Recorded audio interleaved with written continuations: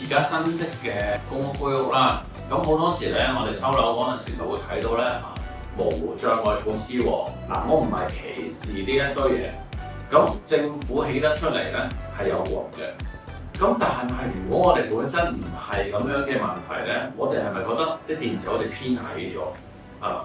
咁你如果你夠預算，我梗係改翻高佢啦。咁呢一個咪就係費用喎，就係本身你可能啱位㗎啦，嗰度即係設計到，但係咧佢無端端起咗幾百喎，咁我要高翻去啊！你高翻去，某啲公司會收你改位，大部分公司咧都會等於重做啦呢一個位。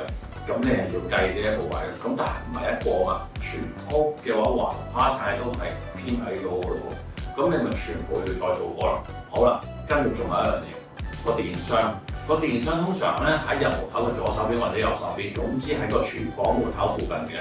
但以前咧，大部分收樓翻嚟咧，嗰一幅牆嘅闊度咧，個闊度係夠700mm。咁點解我會咁記得咧？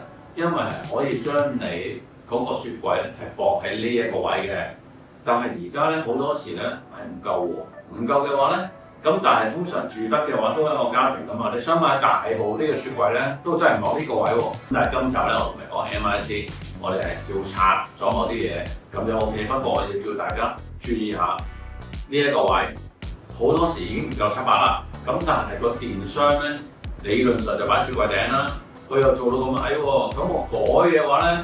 咁可以嘅，因為你夠預算啊嘛。但係如果我哋唔夠預算咁點啊？咁就冇改啦。因為你一改咧，理論上全部電掣咧都要重新計數嘅。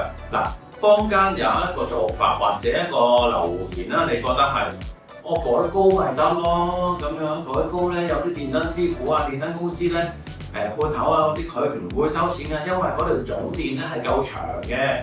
咁樣嗱係就得，但係唔代表一定係或者。如果係夠長，嗰間公司都可能唔肯咁樣收㗎，所以咧並唔係一樣嘢永遠都啱嘅。